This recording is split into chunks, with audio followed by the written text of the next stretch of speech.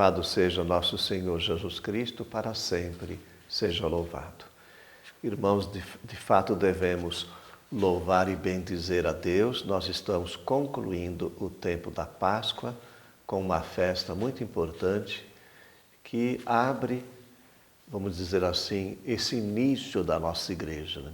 É claro que a igreja já estava presente no coração de Jesus, quando ele constituiu os 12, na celebração da ceia, mas em Pentecostes nós celebramos oficialmente o nascimento da igreja com a presença do Divino Espírito Santo. Então, uma festa muito importante para nós. Nós temos várias experiências dessa presença do Espírito, nos evangelhos, nos Atos dos Apóstolos, principalmente, nas cartas apostólicas, mas nós temos 2 Pentecostes assim mais solenes. Um narrado por Lucas, dos Atos dos Apóstolos, então é o texto que nós lemos nesta festa, e o outro narrado por João no seu Evangelho, né? As duas leituras são lidas na festa. Enquanto em Atos nós temos um Pentecoste com mais movimento, até um pouco mais barulhento, né? Em João é mais suave, mais sublime, porque João diz que Jesus soprou sobre os discípulos o Espírito Santo, né? Irmãos, quem é o Espírito Santo? Eu recordo para vocês uma passagem dos Atos dos Apóstolos, quando Paulo, em uma de suas viagens missionárias, ele estava lá em Éfeso, né? E aí alguns discípulos já haviam se convertido e ele fez uma pergunta que eu vou ler para vocês. Vós recebestes o Espírito Santo quando abraçastes a fé? E eles responderam assim: nem sequer ouvimos dizer que existe o Espírito Santo. Quem é o Espírito Santo para nós? Para falar da terceira pessoa da Santíssima Trindade, a tradição bíblica e a tradição também espiritual da nossa igreja encontrou nos símbolos, nas imagens, uma linguagem mais própria, sem tantos assim, argumentos ou conceitos. Então, vou lembrar para vocês algumas dessas imagens.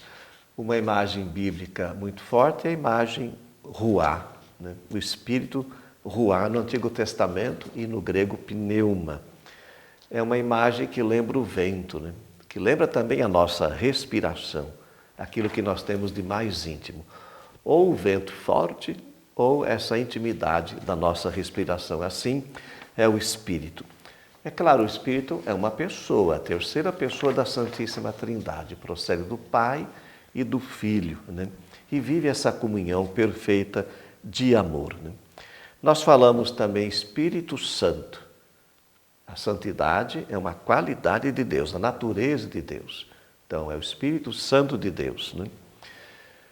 Irmãos, eu levo para vocês um hino belíssimo, né? Que um monge, um abade alemão, chamado Rábano Mauro, escreveu, um dos maiores teólogos da sua época.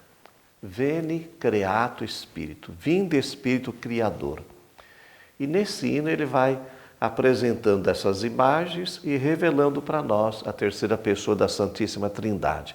Essa primeira imagem do Espírito Criador, nós podemos falar, não é Deus Pai que cria, mas aí o Espírito também é aquele que cria, é essa força para a vida, né?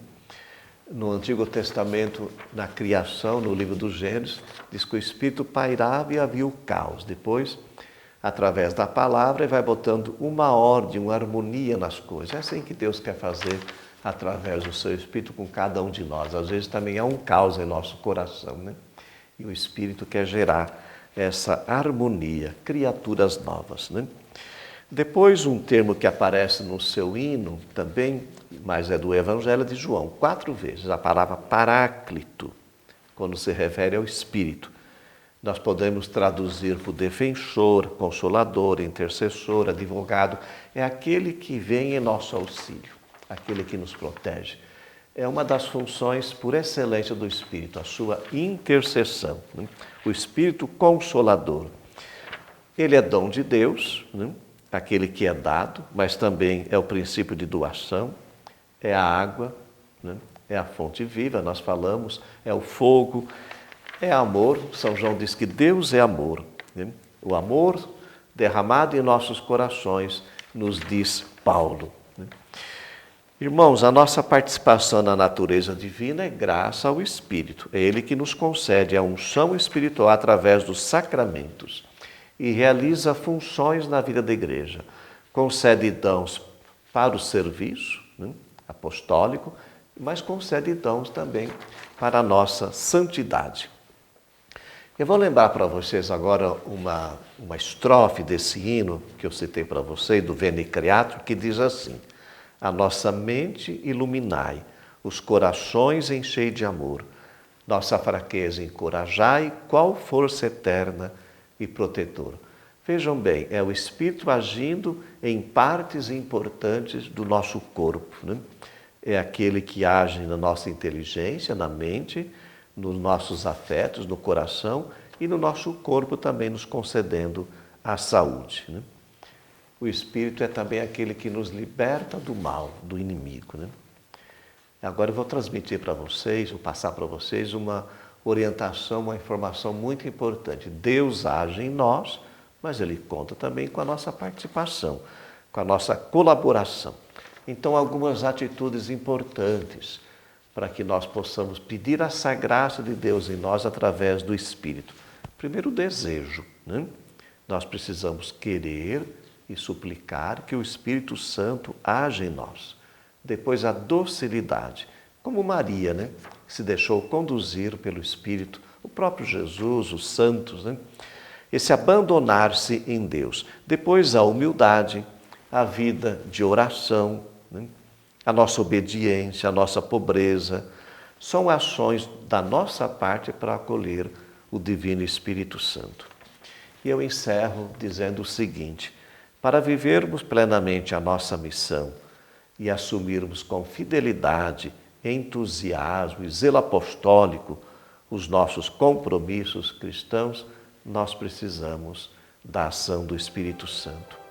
É como Paulo nos ensina, ele vem em auxílio da nossa fraqueza com gemidos inefáveis. É por isso, irmãos, que nós suplicamos com confiança: ó vinde Espírito Criador, as nossas almas visitai e enchei os nossos corações com vossos dons celestiais. Que a bênção do Deus Todo-Poderoso, Ele que é Pai, Filho e Espírito Santo, desça sobre vós e permaneça para sempre. Amém.